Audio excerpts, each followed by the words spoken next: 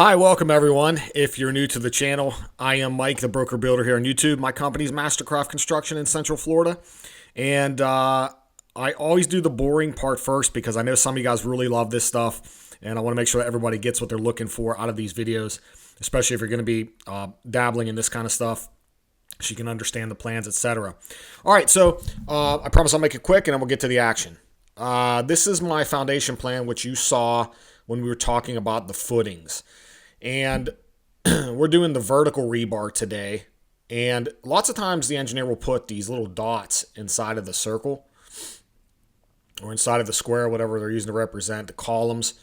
And they didn't in this particular case. I don't know why, but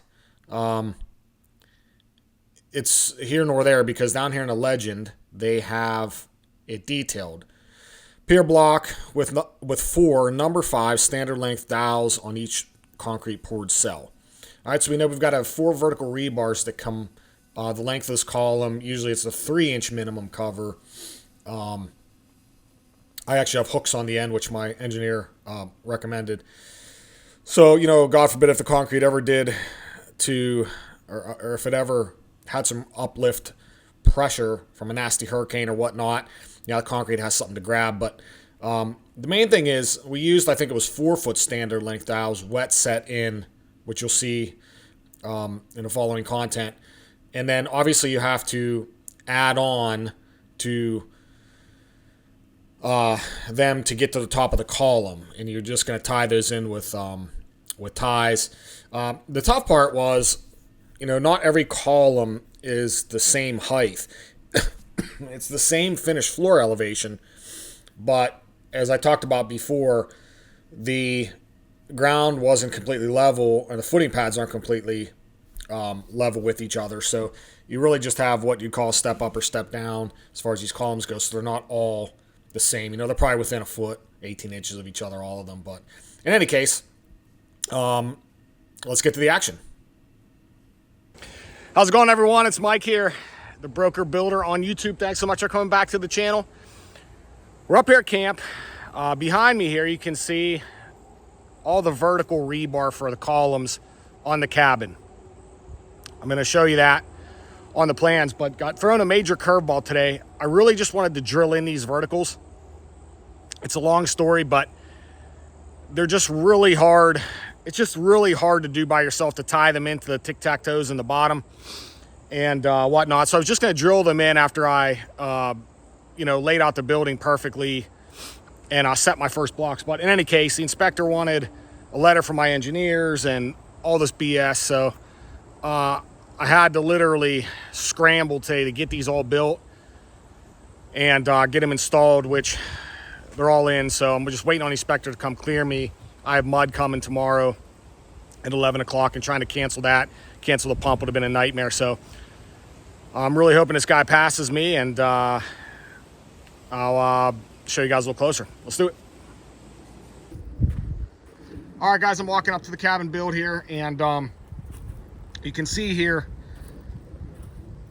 I showed you the 3x3 rebars at the bottom. Then you have to tie in these verticals. And again, just really tough to tie by yourself, all 4 of them, and then actually, tie them into the bottom there. So super tough to do, but I managed to knock it out today. I didn't have a choice, just waiting on the inspector. So that's it. We're going to go ahead and see if we can get this concrete poured tomorrow. All right, guys, I just wanted to show you real quick. This is what I did to come up with a way to not pull my hair out and actually be able to tie these all together so that I could carry them over to the job site then and then tie them into the tic-tac-toe rebar. It is just a nightmare just trying to do it off of the ground with nothing. I thought maybe the stirrups, the stirrup in the middle there I had built at the local concrete plant, and the inspector recommended it just to kind of keep them in, in the right formation. But they just were falling all over the place, and it was a nightmare. I'm not a professional rod buster. Imagine they have some sort of jig when they do this stuff. Or have 2 guys, one to hold it, and then you can go around and tie them all. But I was by myself, so I made this little jig here with some wood laying around, a little piece of plywood and some wood. Just Brad nailed it into the plywood there, and it worked. You know, at the end of the day, it's not how you drive, it's how you arrive.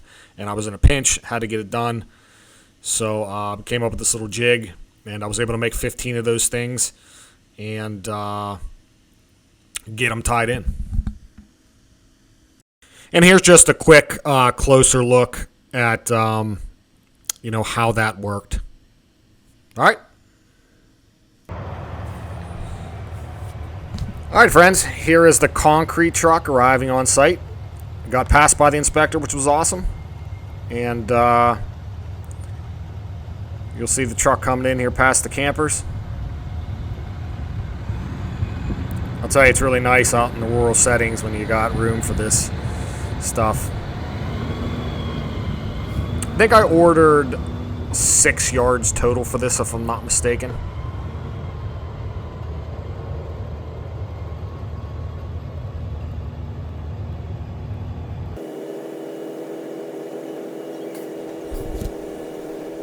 All right, everyone. The concrete truck is just arrived, and they're getting everything set up. And you'll see the gentleman here who I had to hire from a pump service.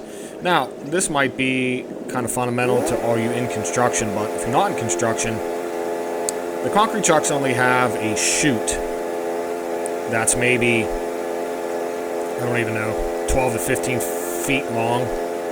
Maybe not even quite that long.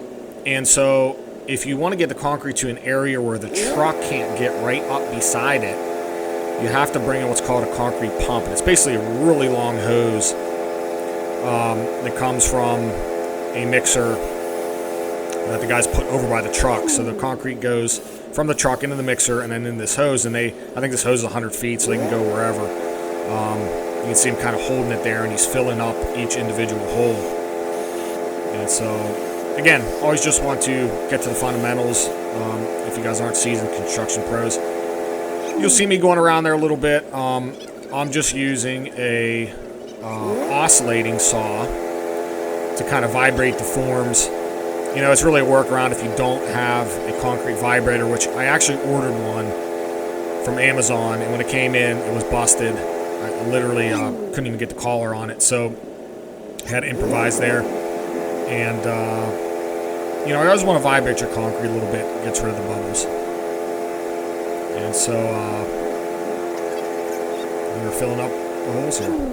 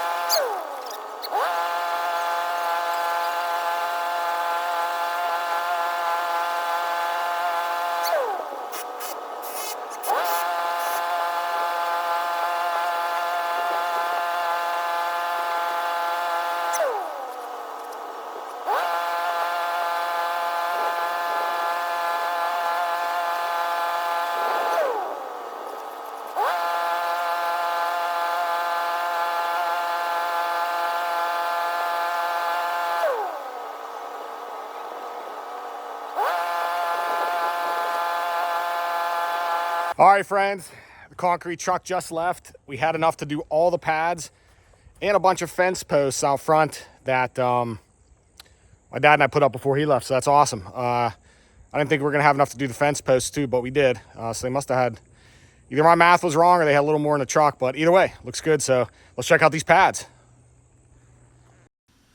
Well, really quick before we get to the pads, just want to show you a quick picture of the fence post there that we filled up. I figured, hey, if I have concrete coming in, I'm not mixing it by hand. All right, guys, they're drying up, so I'm just doing a little bit of screeding here, and then I'll probably just go ahead and let them cure up, get those forms off. I don't think I'm going to fool with the forms before I go, but maybe. They put the cement truck over there and brought the pump right through here. So we're in business, guys, on the cabin. Next time I see you all, we'll be blocking the pillars. All right, take care.